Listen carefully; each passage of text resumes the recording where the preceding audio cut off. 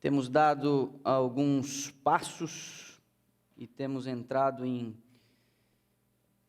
temas de extrema relevância para a nossa jornada cristã. Nós nos propomos essa semana a refletir um pouquinho sobre os estágios do crescimento cristão e desde o último sábado temos percebido através da revelação bíblica a necessidade de a gente apressar o passo, subir de nível, buscar um outro patamar da nossa jornada cristã.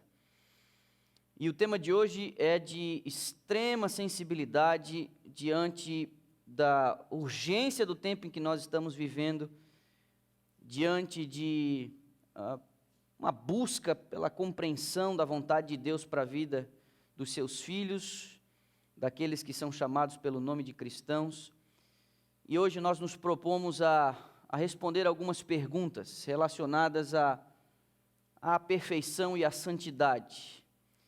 Nós vemos a Bíblia insistindo conosco em sermos melhores. Ontem, inclusive, refletimos sobre a necessidade de a gente abandonar pecados conhecidos e como isso pode impedir aquilo que Deus quer fazer na nossa vida. No domingo, inclusive, a gente parou para pensar no drama que é, depois de vários e vários anos na igreja, a gente, com muita honestidade, perceber que a gente fez muito pouco avanço, como se estivéssemos estacionados há décadas, há muito tempo. E algumas das mudanças, algum do crescimento que nós já experimentamos, foi aquilo lá do início de nossa jornada e de lá para cá parece não haver muita mudança. Pois bem, eu queria hoje convidá-lo a refletir um pouquinho sobre esse assunto, que é o assunto da perfeição. Tem sido explorado e discutido ao longo dos últimos anos, especialmente no meio adventista.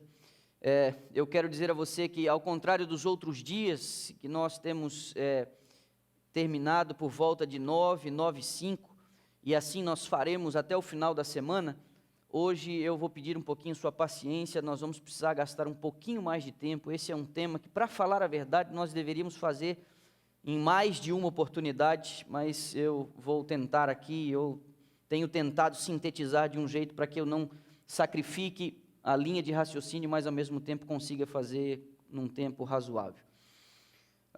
Se você tem a sua Bíblia, nós vamos começar.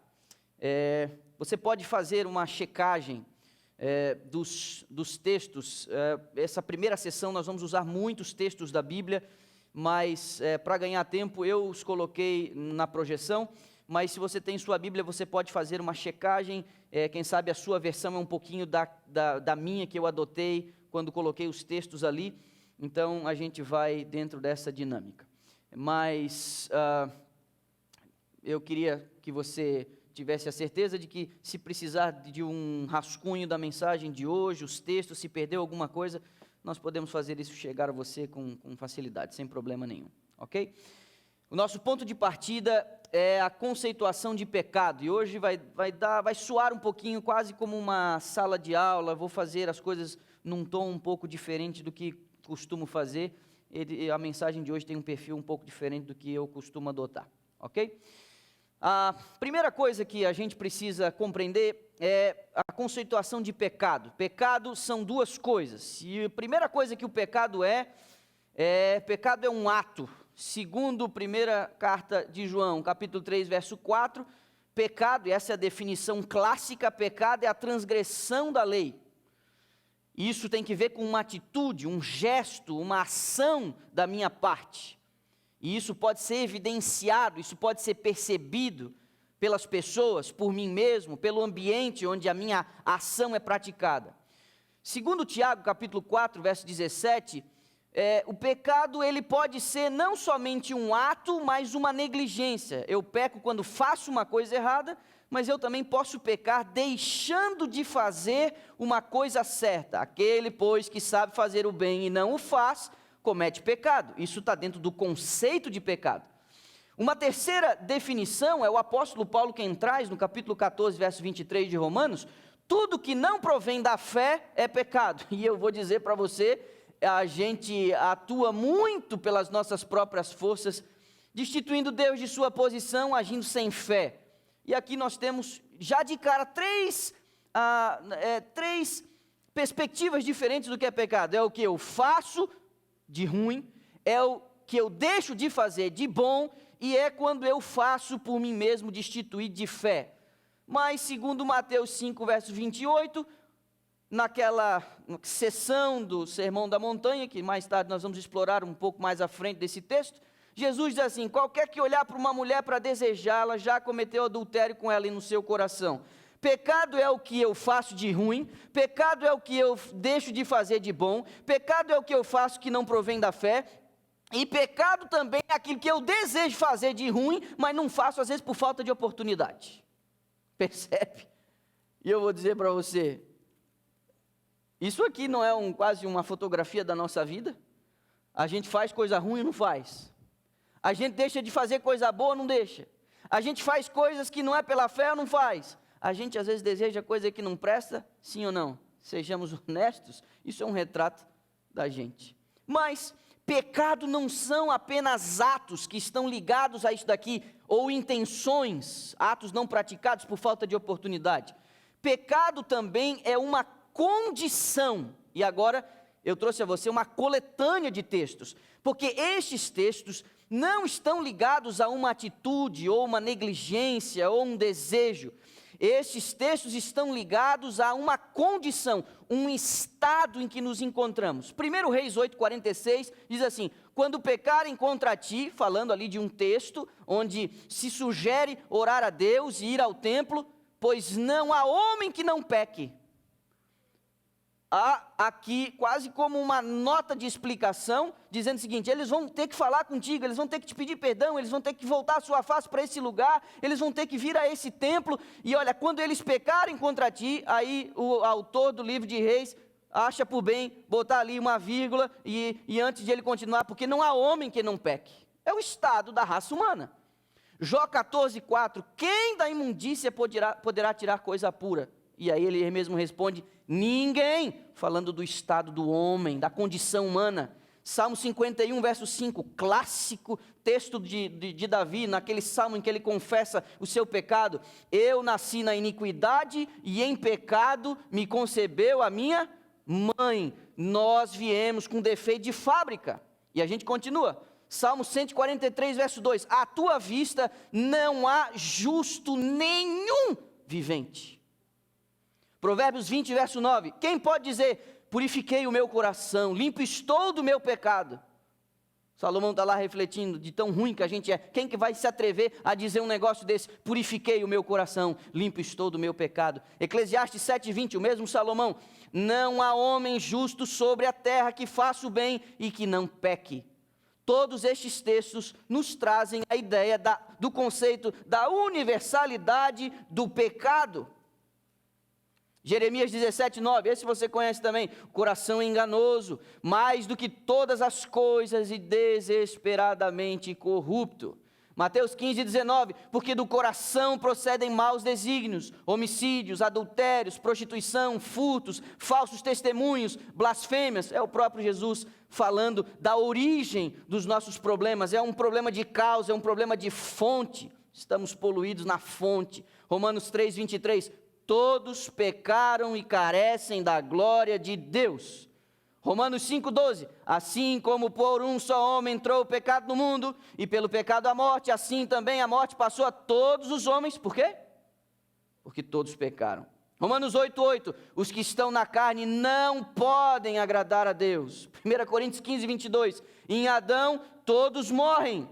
Gálatas 5,17, porque a carne cobiça contra o espírito, e o espírito contra a carne, e estes opõem-se um ao outro, para que não façais o que quereis. O conflito danado que existe dentro de nós.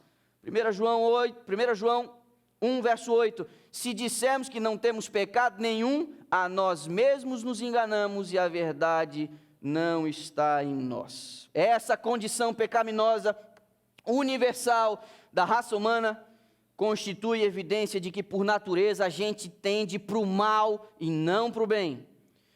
E não é possível a gente tratar o tema da perfeição bíblica sem a gente compreender o que é pecado, no singular, e o que são os pecados, no plural. Pecado no singular é o que você é o que você tem que ver com a sua natureza, é o que, em algum momento, os teólogos chamaram de pecado original, veio no seu DNA, está em você, é defeito de fábrica, pecado, singular. Mas tem os pecados, no plural, que são as práticas, as más práticas, a negligência, aquela conceituação que tem que ver com um ato. Agora, gente, um estudo sério das Escrituras, às vezes, exige da gente um uso de ferramentas hermenêuticas. Esse é um termo técnico utilizado, que significa, para dizer, é a ciência de você interpretar um texto. Isso é uma hermenêutica. Para uma hermenêutica séria, para a gente entender alguns temas da Bíblia, nós precisamos, às vezes, nos utilizar do estudo da língua original, e você sabe, a Bíblia foi escrita em 3 idiomas, 2 principais e um de alguns trechos, que é o hebraico e o grego, e alguma coisinha no aramaico. Nós precisamos entender, às vezes, e recorremos à língua original, o seu contexto literário, quando que essa palavra é utilizada em outros textos. Às vezes é, inclusive, necessário utilizar a literatura extra-bíblica para entender o significado daquela palavra no contexto em que ela foi escrita. Às vezes é preciso recorrer a contexto histórico e geográfico. Quem escreveu, quando escreveu, para quem escreveu, onde escreveu. Às vezes a gente tem que recorrer a isso. E utilizando algumas dessas ferramentas, nós vamos utilizar algumas delas hoje, a gente vai fazer um estudo um pouquinho mais aprofundado da palavra de Deus relacionado ao tema proposto. O segundo elemento que eu e você precisamos entender, e aqui já ficou claro a primeira conceituação de pecado, que pecado não é apenas o que eu faço, mas é o pecado é o estado em que eu me encontro. É um ato e é uma condição de largada. Essa é a primeira coisa, serve como fundamento da nossa reflexão de hoje. A segunda coisa é que, quando a gente trata de santidade, quando a gente trata de perfeição, a gente precisa entender o que a Bíblia está querendo dizer quando a Bíblia diz a palavra santo. E a gente precisa entender o que a palavra de Deus está querendo dizer quando a Bíblia diz a palavra perfeito. Na língua original, no hebraico, kodesh, e no grego, hagios, a palavra santo não significa uma outra coisa senão separado, colocado de lado e colocado de lado para um propósito sagrado. Santidade adquiriu em algum momento para nós o significado de ausência de pecado, mas essa não é a intenção da palavra e esse não é o seu significado primário. Santo é isso aqui, separado, colocado de lado, separado para um propósito sagrado. Palavra perfeito, teleios, grego. O que significa essa palavra perfeito? Nada mais do que o que eu vou dizer a você: completo, maduro, plenamente desenvolvido, adulto, levado ao seu estado final, acabado, não faltando nada necessário, em bom estado de funcionamento, inteiro. A palavra santo e a palavra perfeito, elas não denotam no seu significado original a ausência de pecado. E isso pode parecer um pouco chocante, né? Um especialista de linguística bíblica explicou mais ou menos assim o que significa essa palavra teleios, que é a palavra perfeito. A ideia grega de perfeição é funcional. Uma coisa é perfeita quando se realiza plenamente o propósito para o qual foi planejado, projetado e feito. Na verdade, esse significado está envolvido na derivação da palavra. O adjetivo teleios é formado a partir do substantivo telos. Telos significa um fim, um propósito, um objetivo, uma meta. Uma coisa é teleios se ela realiza a finalidade para a qual ela foi planejada. Um homem é perfeito se ele percebe o propósito para o qual foi criado e enviado ao mundo. Perceba, tomemos uma analogia muito simples, diz esse autor Barclay. Suponha que na minha casa há um parafuso solto e eu quero apertar e ajustar esse parafuso. Eu saio para comprar uma chave de fenda. Acho a chave de fenda que se encaixa exatamente no aperto da minha mão. Não é nem muito grande, nem muito pequena, nem muito áspera, nem muito suave. Eu coloco a chave de fenda na ranhura do parafuso e eu vejo que se encaixa exatamente. Eu, então, giro o parafuso e o parafuso é fixado. No sentido grego, especificamente no sentido do Novo Testamento, a chave de fenda é teleios, porque cumpriu exatamente a finalidade para a qual eu desejava e a comprei. Assim, então, um homem será teleios, perfeito, se ele cumpre a finalidade para a qual ele foi criado. Com que finalidade foi criado o homem?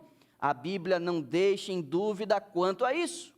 Na história da criação das eras, encontramos Deus dizendo: façamos o homem à nossa imagem, conforme a nossa semelhança. O homem foi criado para ser semelhante a Deus.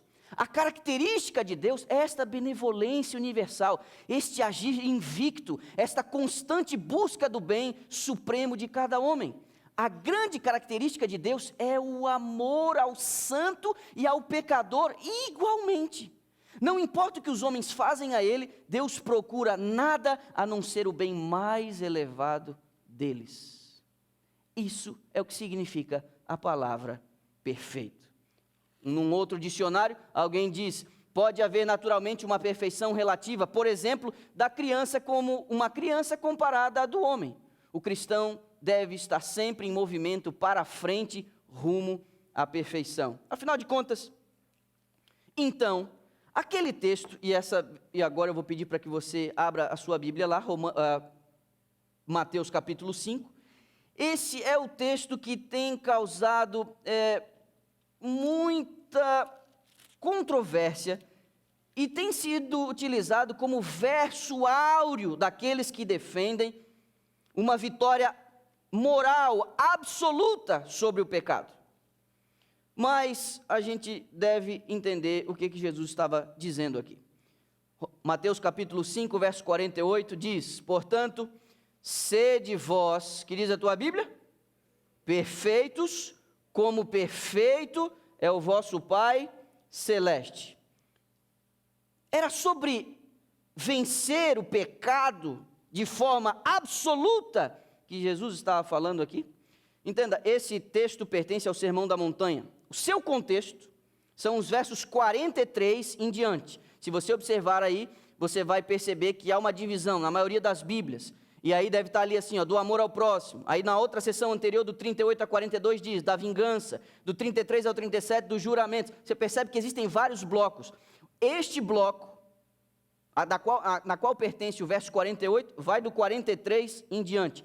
E isso tudo pertence ao grande Sermão da Montanha, que vai do início do capítulo 5 ao final do capítulo 7. Tudo dentro de um mesmo sermão. Então, Jesus está estruturando essa parte do seu discurso, fazendo um contraste entre o que os escribas e os fariseus ensinam e o que ele está ensinando. Se você observar, Jesus ele usa uma fórmula aí, e ele diz assim, vocês ouviram o que foi dito aos seus antepassados.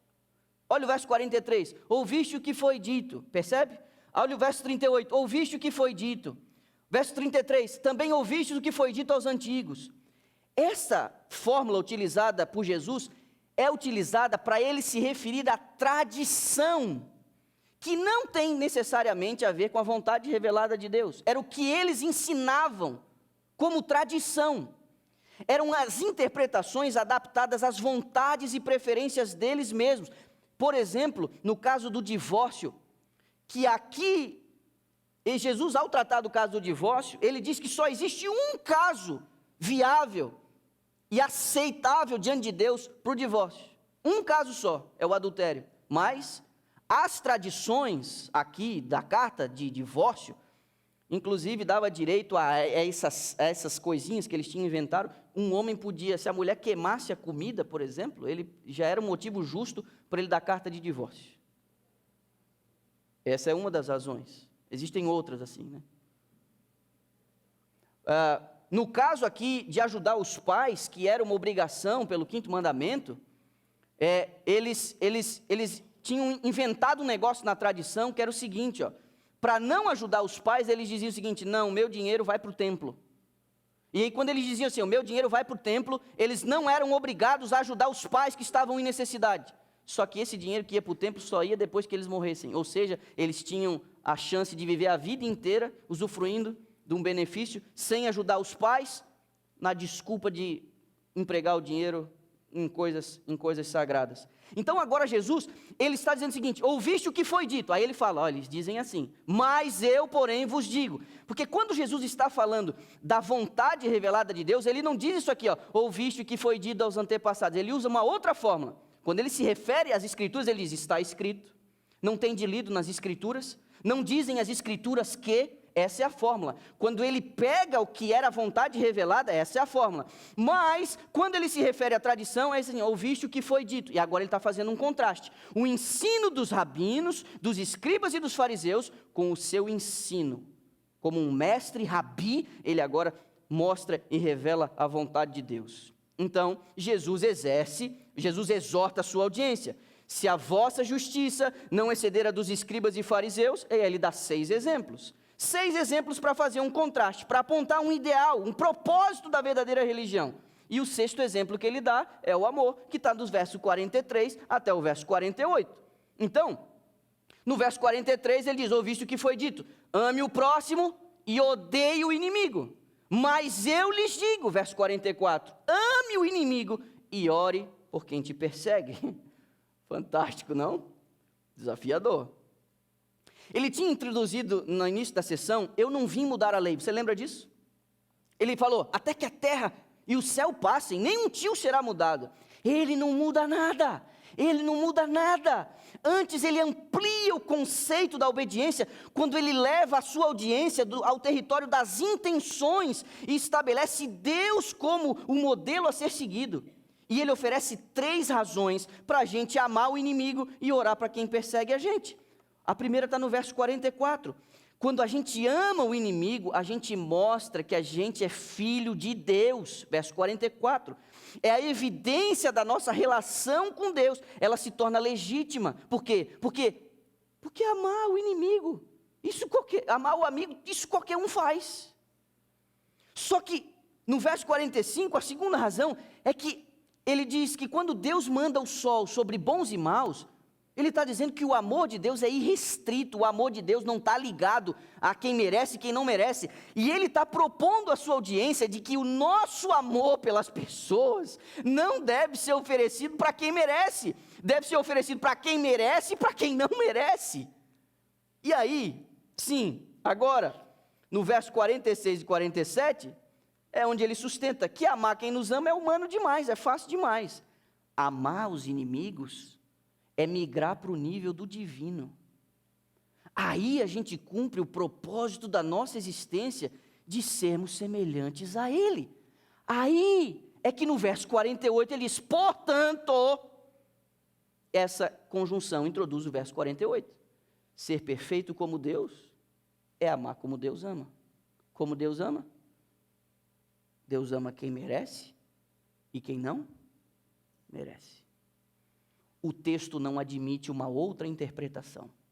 Se formos honestos com as regras básicas de interpretação bíblica, o texto não admite uma outra interpretação. Esse texto não está sustentando a gente ter uma vida impecável. Não é isso que o texto está dizendo. Assim? E até no texto paralelo em Lucas, a palavra que Lucas usa é uma palavra que ajuda a entender o que Jesus estava querendo dizer mesmo. Sede misericordiosos, como misericordioso é o Pai que está no céu. Antes, Jesus está tentando elevar a nossa norma de vida, não segundo as tradições humanas, mas adotando um alto padrão no exercício do amor. Deus na esfera dele e nós na nossa, que a gente vai ver daqui a pouco.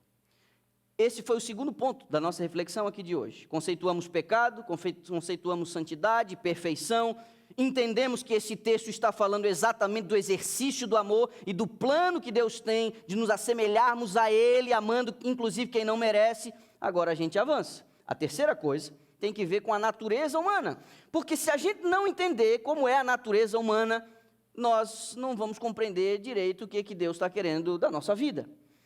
Existem 3 tipos de natureza, sabia? 3 tipos de natureza. Primeiro é a natureza de Adão, que foi criado sem nenhuma mancha, sem nenhum pecado, a natureza antes da queda. É praticamente consensual entre os que consideram o relato bíblico da criação que o homem foi criado perfeito em todos os sentidos, inclusive moral, sem nenhuma inclinação para o pecado. Aí nós temos a natureza de Adão depois da queda, que é a minha e a sua, herdamos dele, isso é? Como já mencionamos aqui, a nossa condição ela foi alterada com a entrada do pecado. E por herança genética, a gente foi contaminado com o pecado, o que alterou o nosso estado original. Não mais de perfeição, mas de carne pecaminosa. E aí nós temos uma outra natureza, que é a natureza de Jesus. E é aqui que a gente entra numa discussão. A natureza de Jesus é entendida basicamente de duas maneiras, chamada tecnicamente pelos estudiosos de pré e pós-lapsariana. Essa é uma expressão técnica, deixa eu trocar por arroz e feijão para você. Lapso é uma palavra que indica queda. Então, alguns olham para Jesus e acham que a natureza que ele assumiu ao encarnar foi a natureza pré-queda, pré-lapso, pré-lapsariana. Ou seja, a natureza de Adão antes da queda, sem nenhuma inclinação moral para o pecado. Outros acreditam que Jesus não, ele assumiu a natureza humana com todas as suas desvantagens, inclusive do ponto de vista moral, ou seja, uma natureza pós-lapso, pós-queda, com a inclinação para o pecado. E essa é aqui a discussão. Ninguém parece discutir os efeitos físicos do pecado, 4.000 anos de degeneração física, o ambiente hostil, ambiente ruim. A questão mesmo gira, nesses debates de teologia, gira em torno da condição moral de Jesus. Jesus assumiu a natureza moral de Adão antes da queda ou a natureza moral de Adão depois da queda? Só uma perguntinha antes de a gente prosseguir. Se Jesus tivesse assumido a natureza de Adão antes da queda, ele poderia ser considerado menos humano por ter adquirido essa natureza antes da queda?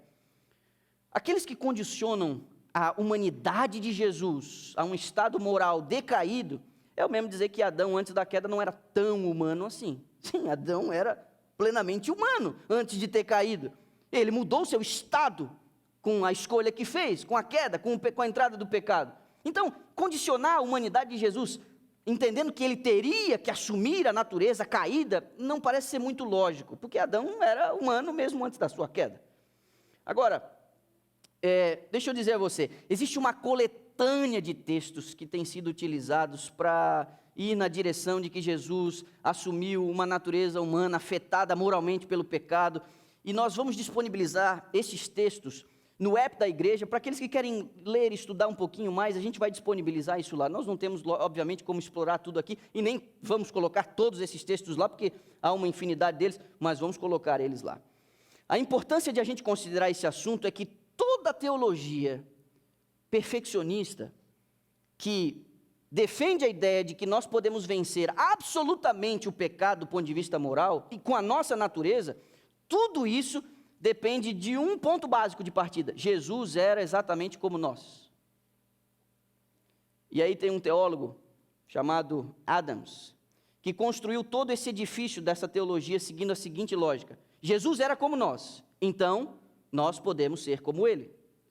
Isso precisa ocorrer antes da segunda vinda de Cristo, e essa é uma mensagem urgente, caso contrário não haverá chuva serôdia, alto clamor e volta de Jesus.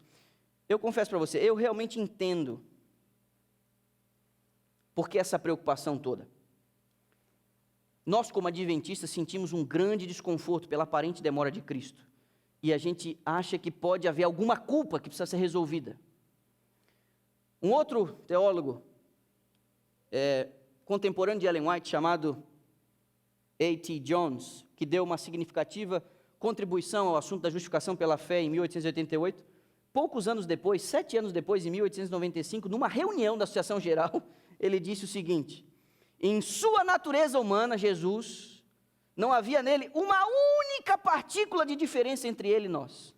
Ele disse isso numa reunião da Conferência Geral. Aí Ellen White teve que se manifestar, pedindo que ele revisasse o seu ponto de vista. E ela deu uma resposta a isso numa carta, e eu queria que você observasse o conteúdo dessa carta. Ela diz bem assim, entenda, só acompanhe comigo meu raciocínio aqui. Hoje está um pouco mais denso, um pouco mais árido mesmo o nosso diálogo, mas é importante isso daqui. Isso é a resposta a uma necessidade da igreja. Então, acompanhe o raciocínio desses que acham que podem vencer o pecado absolutamente do ponto de vista moral. Eles sustentam tudo assim, ó. Jesus era exatamente como nós, com a tendência para o pecado. Então, se Jesus era como nós podemos ser como Ele.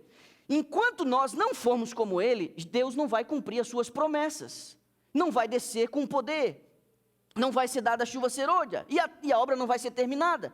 Então, eu até percebo a boa intenção de alguns sustentarem a ideia de que precisa haver uma mudança na igreja. Mas, meu amigo, a gente tem que tomar cuidado, porque mesmo tendo uma boa motivação, nós não podemos usar os argumentos errados. Olha o que Ellen White fala sobre a natureza de Jesus. Seja cuidadoso, extremamente cuidadoso acerca da natureza humana de Cristo.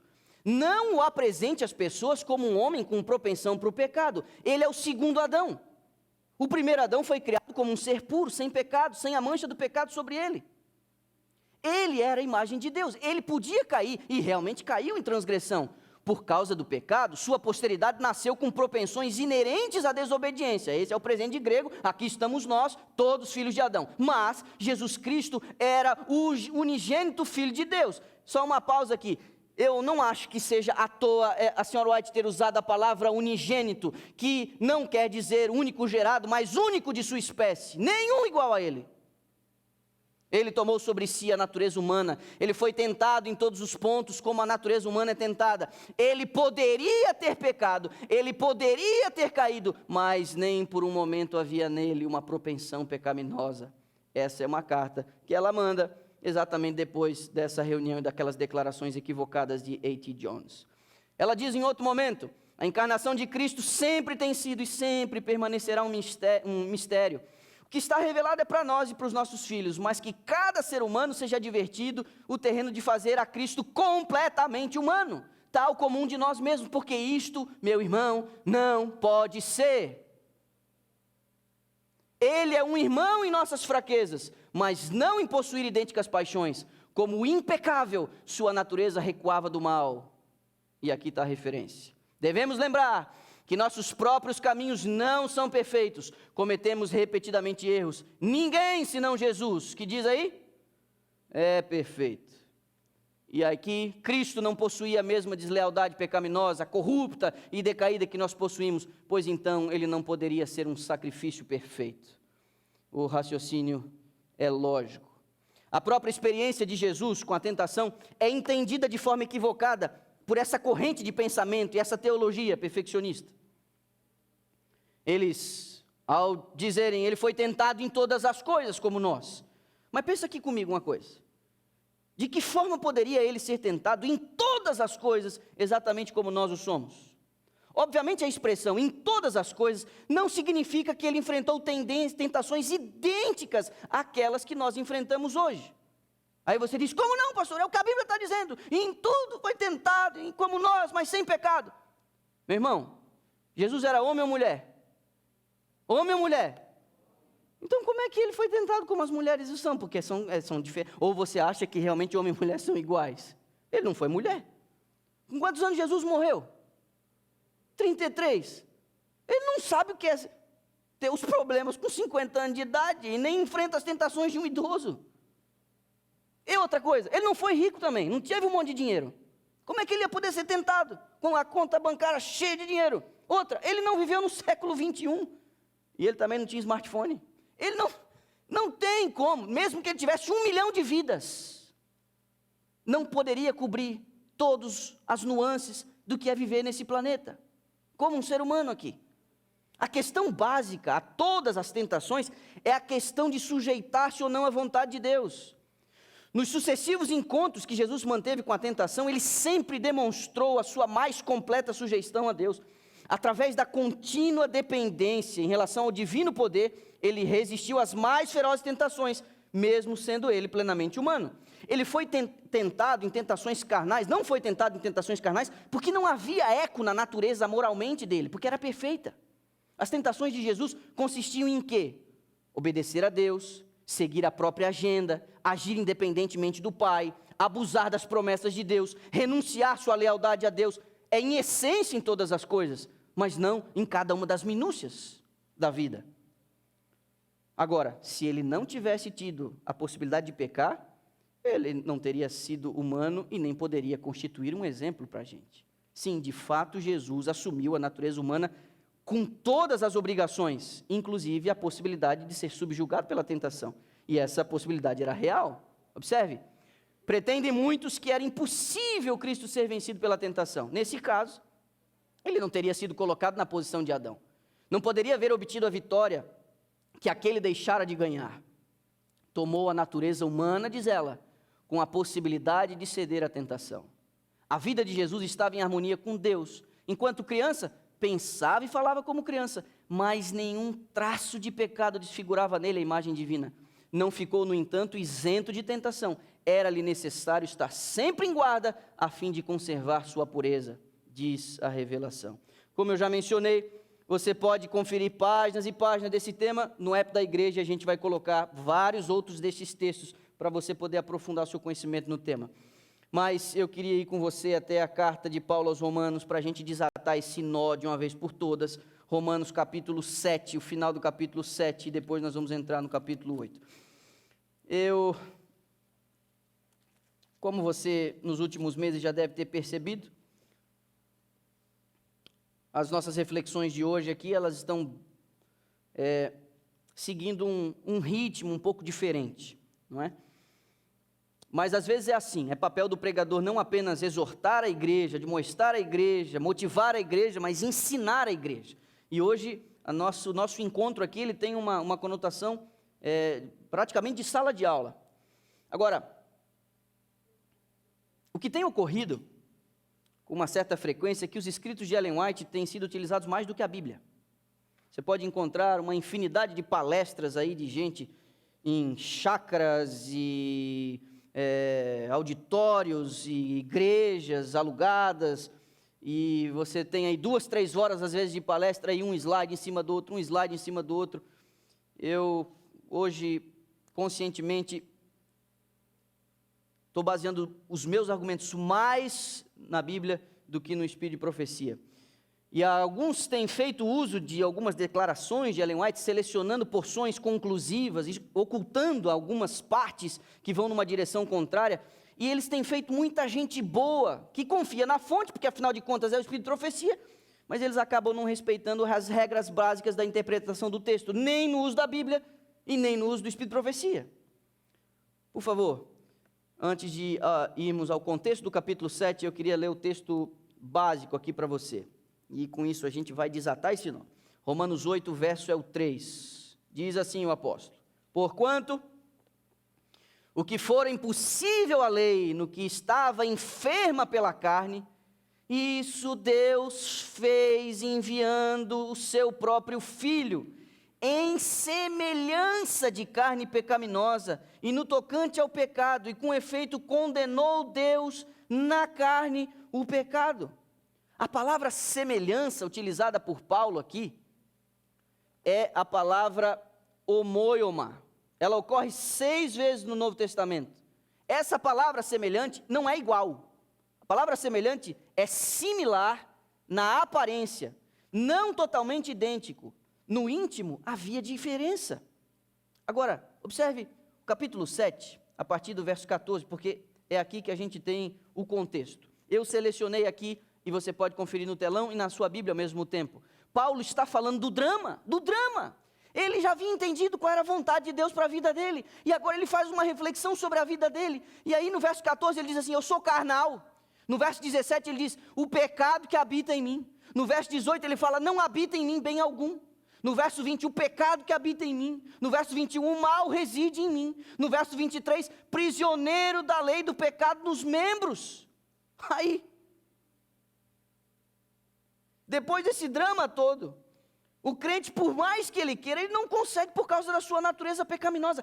Essa natureza pecaminosa é a inclinação para o erro, a propensão natural para o mal, ela é hereditária, ela é universal, está em todos nós, ela impede a nossa plena conformidade com a lei, impede que a nossa justiça seja perfeita. E Paulo é mais um daqueles que ele fala no capítulo 3, não há um justo sequer.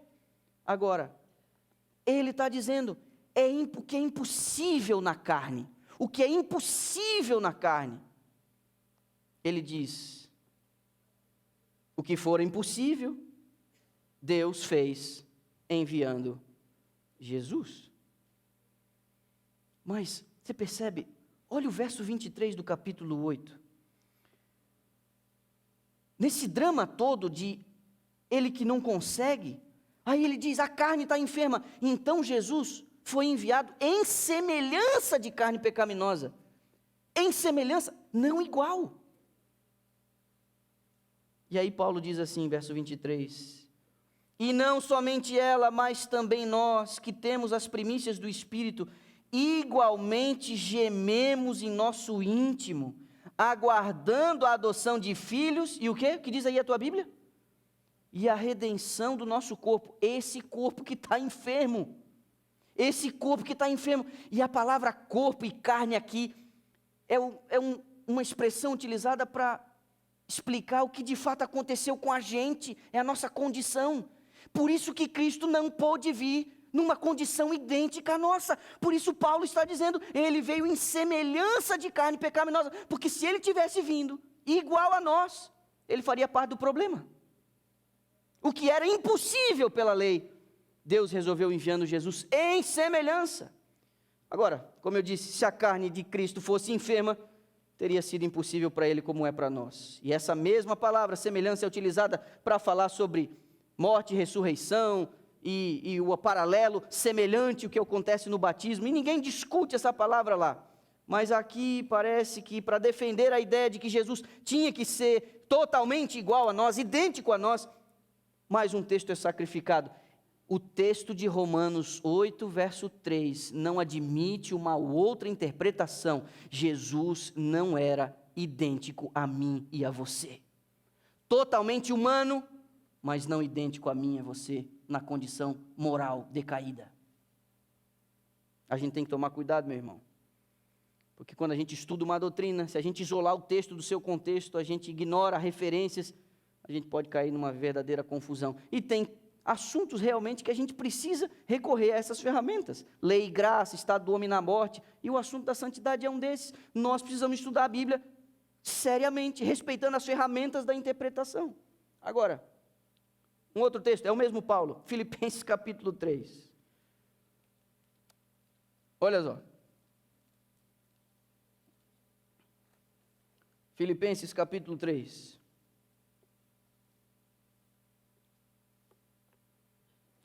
Paulo parece estar indeciso aqui.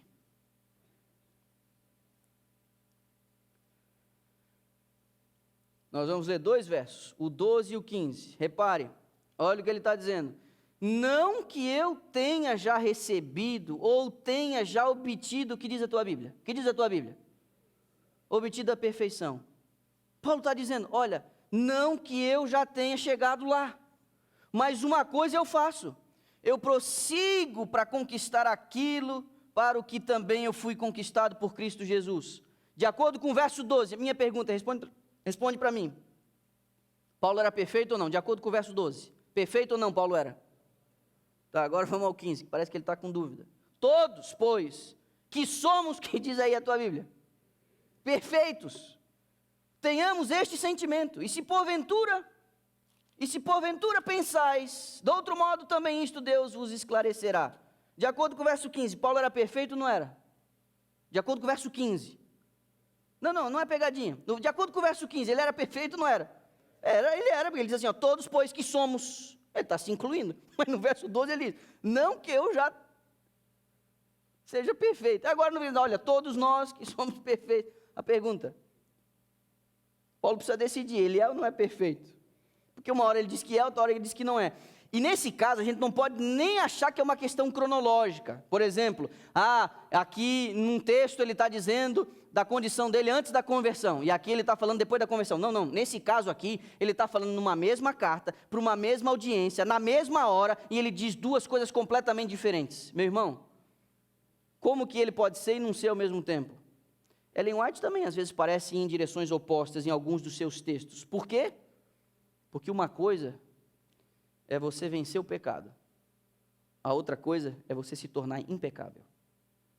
E é aqui que toda a questão se define. Eu vou repetir, você não pode perder essa. Uma coisa é você vencer o pecado, outra coisa é você se tornar impecável. Você lembra o que a palavra perfeito significa? Completo, maduro, desenvolvido, adulto, levado ao seu estado final, acabado, não faltando nada necessário. Aí fica um pouquinho mais fácil entender o que a senhora White está querendo dizer quando ela diz assim, ó, ninguém precisa deixar de alcançar em sua esfera a perfeição do caráter cristão.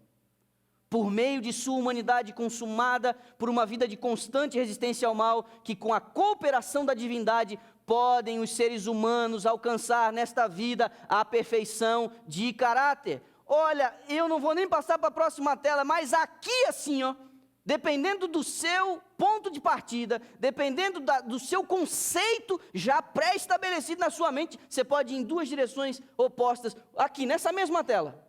Porque a última frase diz, podem os seres humanos alcançar nesta vida a perfeição de caráter.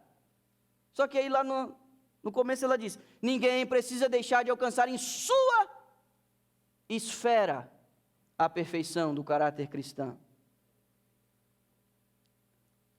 Essa é a certeza que Deus nos dá de que também nós podemos alcançar a vitória completa.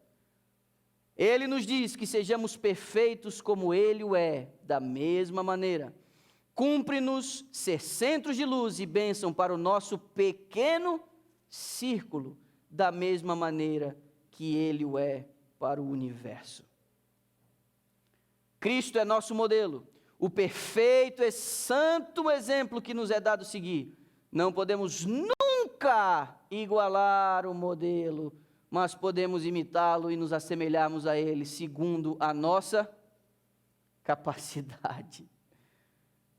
Nesse conceito de esfera fica mais fácil entender o que Paulo está falando no verso 14 e 16 de Filipenses 3.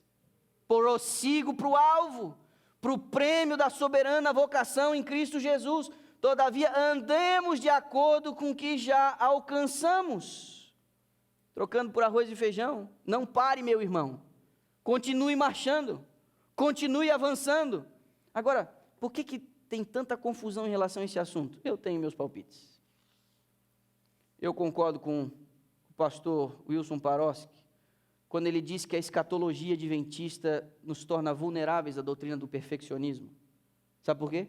Porque a gente quer resolver de alguma forma o problema da demora da volta de Jesus. Aí a gente que é pastor, responsável pela igreja, percebendo os riscos e distorções, a gente atua para equilibrar a compreensão do tema. Aí a gente acaba, para tentar equilibrar a compreensão do tema, a gente acaba gerando uma falsa segurança em relação aos deveres da vida cristã.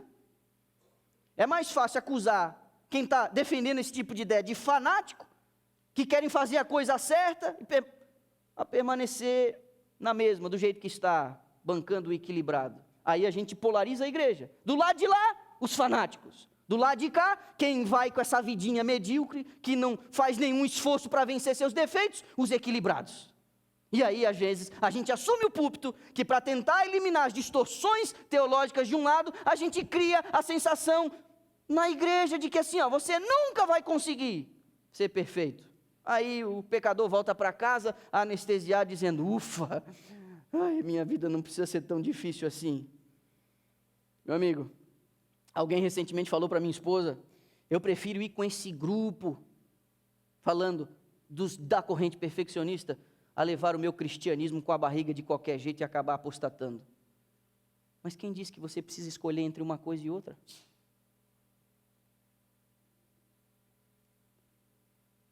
Cristo não nos deu garantia alguma de que é fácil alcançar a perfeição de caráter. Não se herda caráter perfeito e nobre. Não recebemos por acaso. O caráter nobre é ganho por esforço individual, mediante os méritos e a graça de Cristo. Ele é formado por combates árduos e renhidos com o próprio eu. As tendências herdadas devem ser banidas por um conflito após o outro. Devemos esquadrinhar-nos detidamente e não permitir que permaneça traço algum incorreto. Ninguém diga, eu devo ter lido isso no domingo, não posso remediar meus defeitos de caráter.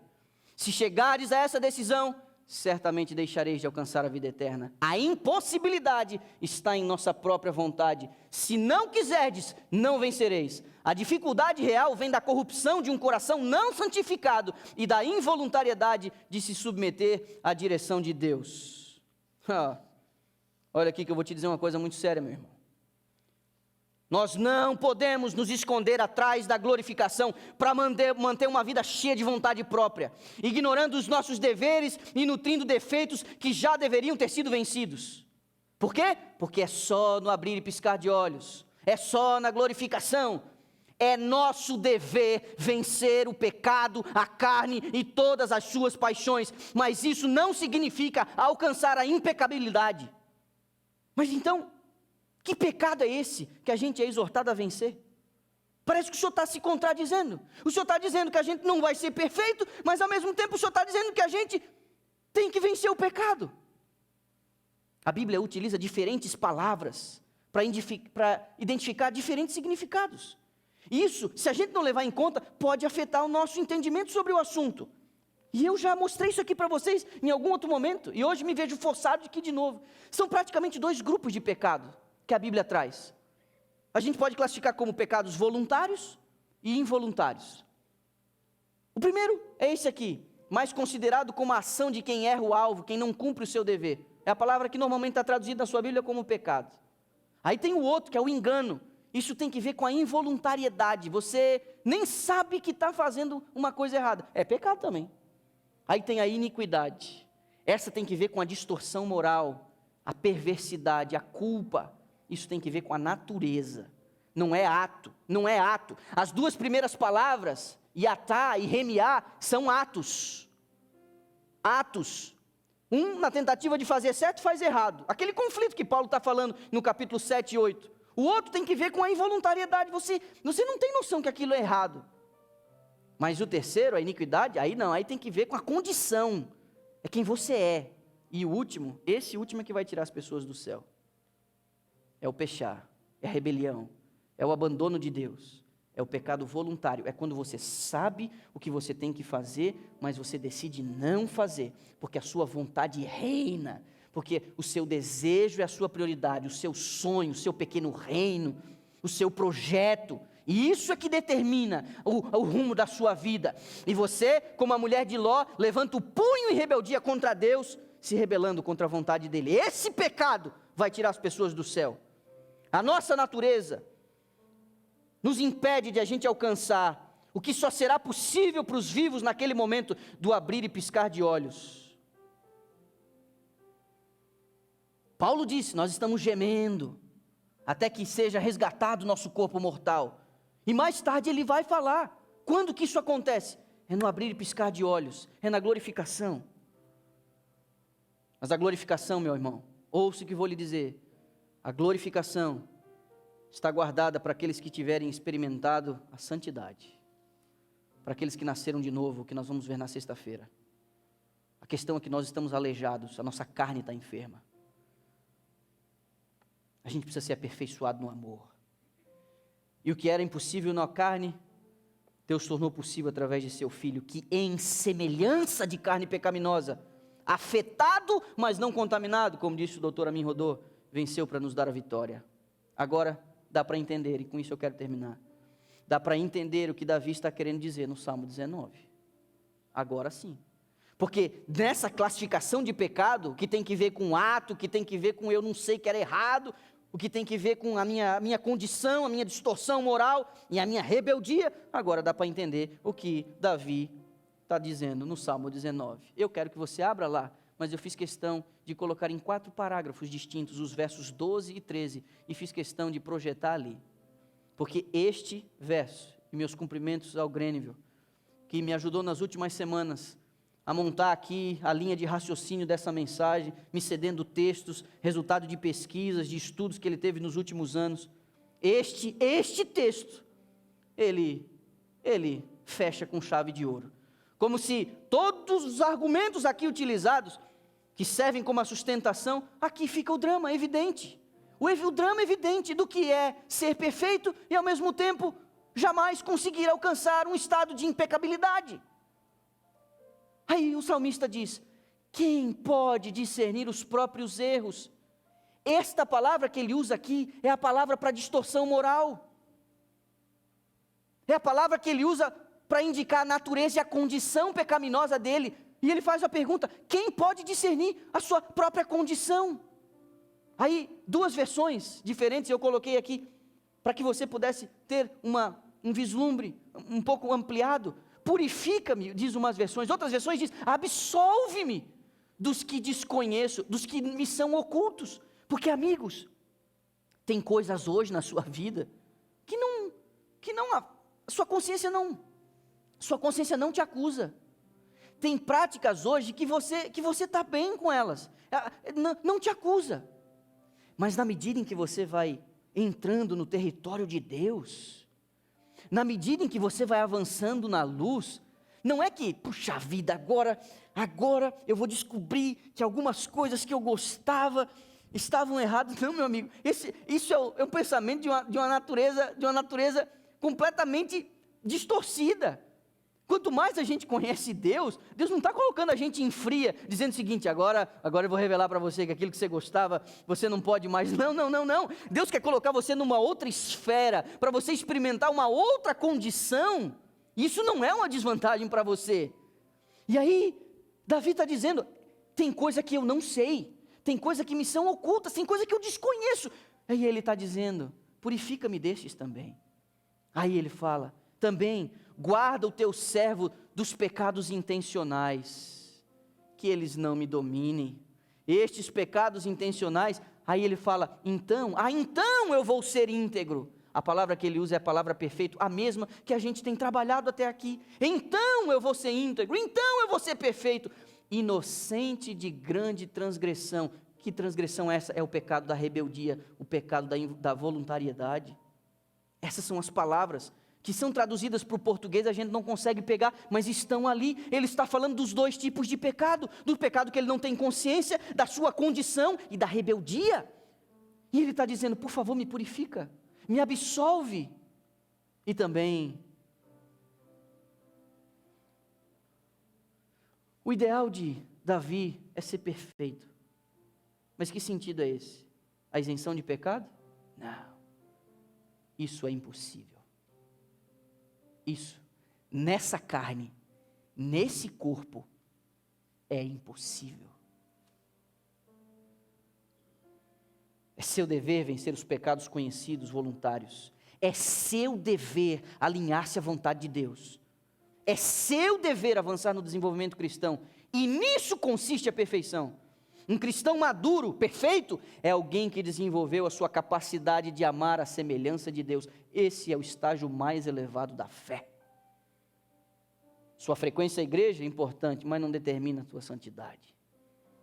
Seu extrato bancário, revelando os cheques que você emitiu na devolução de dízimos e ofertas, indicam alguma coisa, mas não determina o seu nível de santidade. Não.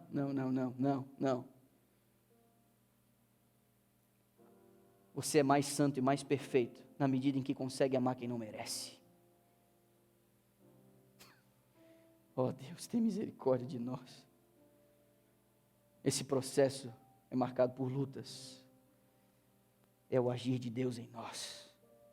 Nesse processo, onde a graça age o tempo todo, a gente precisa de ajuda para lutar contra a nossa natureza, que se inclina numa outra direção. Não pise no meu calo, eu não sou trouxa. Você acha que você está falando com quem? Coloque-se no seu lugar. É assim que a gente reage. Isso não tem nada a ver. Isso não tem nada a ver com a santidade que nos é proposta. Aí, a gente consegue entender porque a multidão ficou assim, ó. Uns admirados e outros até decepcionados, porque aguardavam um Messias libertador, e nesse sermão que ele propõe um outro patamar da santidade, da perfeição, ele diz o seguinte: se te baterem num lado da face, dá o outro. Não, a gente precisa de um general, a gente não precisa de um bobalhão, a gente precisa de um comandante. Não, se te tirar a capa, dá o manto. Não, se te forçar a caminhar uma milha, como os soldados romanos tinham o direito de exercer essa autoridade sobre a nação subjugada, ele dizia: não, caminha ainda uma segunda. Não, a gente não quer um Messias assim, e a gente não quer uma vida assim. A gente quer garantir os nossos direitos, a gente quer garantir a nossa imagem. Não, cristão maduro é alguém que desenvolveu sua capacidade de amar a semelhança de Deus. Essa é a consumação do plano da redenção na minha vida. E Deus projetou o momento em quando a gente será totalmente transformado. Ouça o que vou lhe dizer. Os que são justificados pelo sangue de Cristo serão santificados. E os que são santificados pela ação do Espírito Santo, só estes serão glorificados. Assim como a justiça de Cristo precede a santidade, assim a santidade precede a glorificação. Não nos escondamos nesse momento, atrás desse momento, onde, só lá seremos perfeitos. Aquele momento, meu amigo, é para quem desenvolveu a semelhança com Cristo. E aí, se alguém te perguntar em algum momento aí, ei, dá para ser perfeito? Sim, mas não isento de pecado. E aí, vence o pecado ou não vence? Não só vence como é seu dever. Isso tem que ver com aquilo que você sabe ser errado. Isso tem que ver com aquilo que você sabe ser incorreto. Mas isso não vai tirar de você esse mal que reside na carne, essa herança maldita. Enquanto esse dia não chega, diz Paulo, estamos gemendo e aguardando a redenção do corpo. Porque naquele dia, no abrir e piscar de olhos, o que é corruptível se revestirá de incorruptibilidade. E o que é ruim será revestido de bondade. Essa será a mudança. E no corpo, na carne, no espírito, seremos semelhantes a Ele. Louvado seja o nosso Senhor. A Mel vai cantar uma música.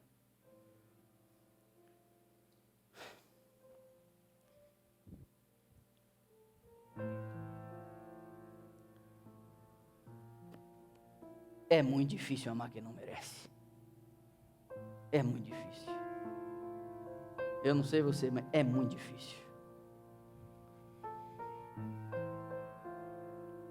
Mas eu tenho um sonho para a igreja brasileira de Dallas. Eu tenho um sonho.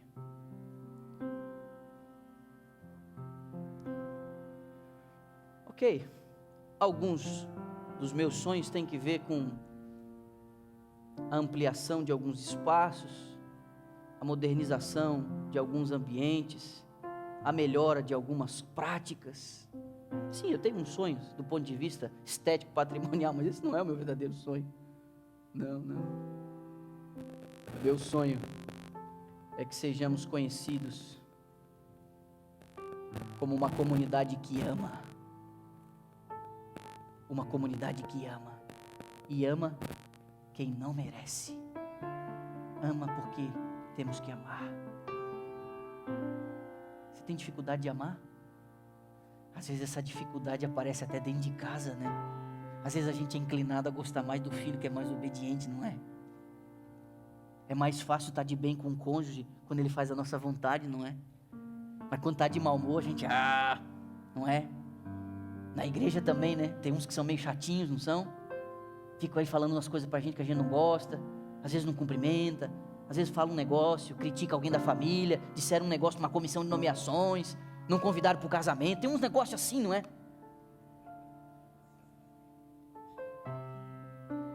Não. Nós temos que se libertar disso. Ainda mais que a Fana não vai poder convidar todo mundo em junho.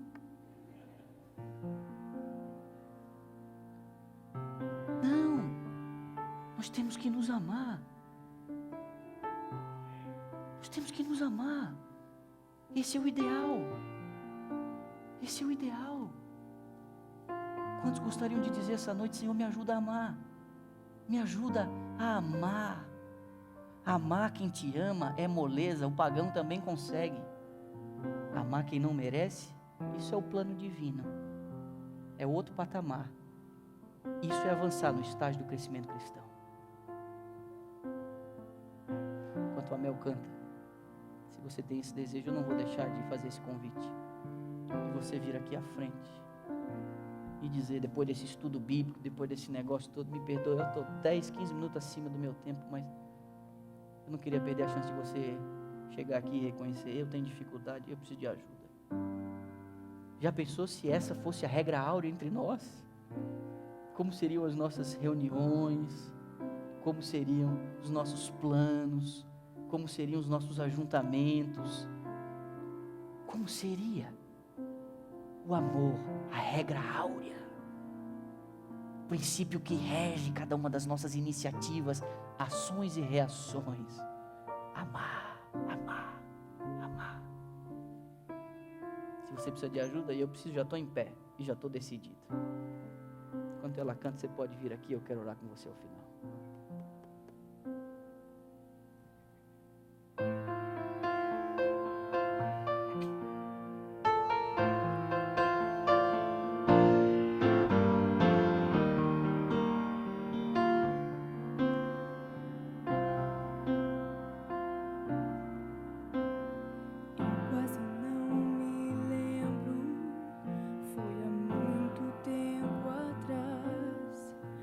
Quando eu conheci a Cristo, entreguei meu coração.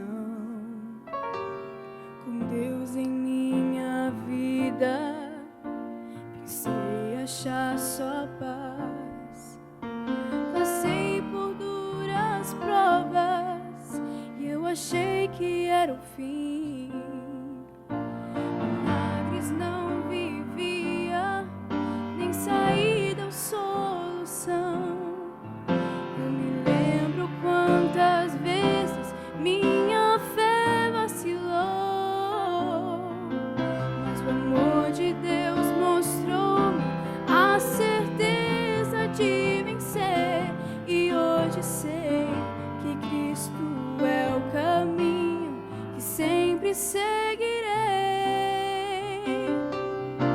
Escolho Jesus sem olhar para trás. Eu tomo sua cruz e sua mão. Entrego meu ser e meu coração. O que mais posso oferecer? Assim como a noite irá findar e o novo sol irá brilhar, decidido hoje estou. Escolho Jesus.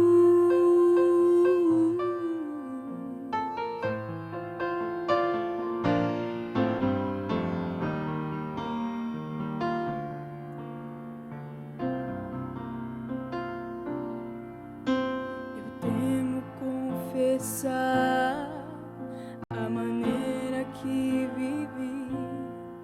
Eu almejava ser perfeito pra vida eterna atingir, mas Cristo veio oferecer-me sua graça e seu perdão. Na cruz pagou grande preço por minha eterna redenção. Só Jesus é a saída, Ele é luz na escuridão. Ele é o príncipe da glória, de infinita compaixão. Agora entendo a diferença de ter Cristo em meu viver. Só pela graça vem a vitória, confiando em seu poder. Escolho Jesus sem olhar para trás. Tomo sua cruz e sua mão. Entrego meu ser e meu coração. O que mais posso oferecer? Assim como a noite irá findar e o novo sol irá brilhar, decidido hoje estou. Escolho Jesus.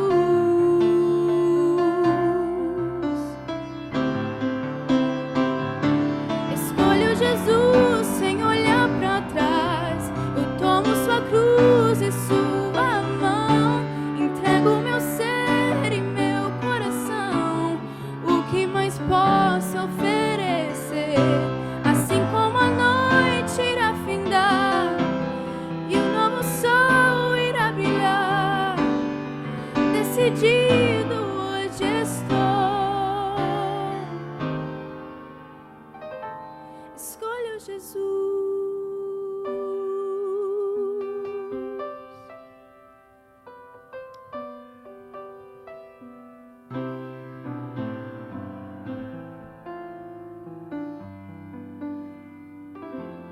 Deus e nosso Pai,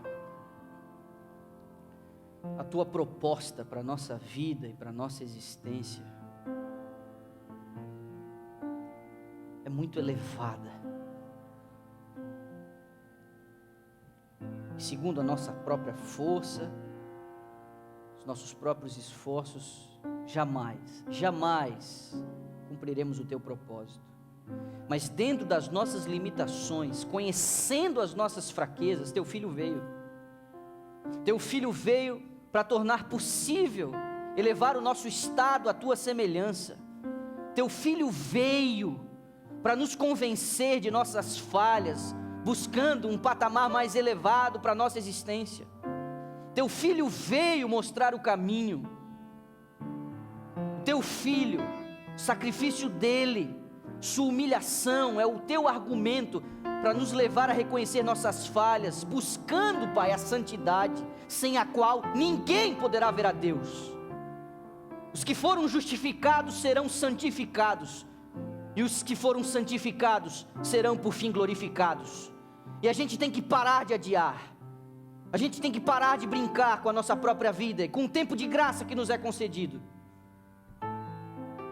Tem gente se gastando para descobrir o que vai acontecer depois do fechamento da porta da graça, dentro do fechamento da porta da graça, e enquanto isso fica se degladiando com os outros, tentando empurrar o seu ponto de vista, quando na realidade o perfeito mesmo é aquele que vive no amor. E é isso que nós queremos ver nessa igreja, Pai. É por isso que eu clamo e intercedo nessa hora, que possamos amar no nível divino. Mesmo quem não merece deve receber a nossa compaixão e o nosso afeto. Essa é a regra áurea que rege essa comunidade, e é por isso que eu clamo, Pai. E ao considerar os estágios do crescimento cristão, este passo precisamos dar. Por favor, nos purifica dos pecados que nós não conhecemos, que nem sabemos que cometemos, e nos livra de pecar voluntariamente contra o Senhor. Oh Deus, sobre isso falamos ontem. Queremos avançar, e hoje é só terça-feira. Concede a bênção reservada aos que tomaram a decisão hoje.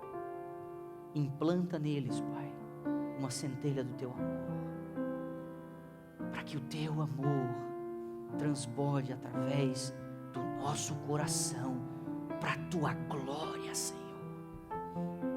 E assim reconhecerão que são meus discípulos, quando os amarem uns aos outros.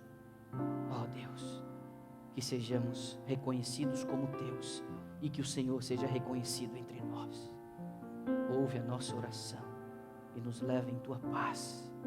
Oramos em Jesus Cristo, o nosso Senhor. Amém.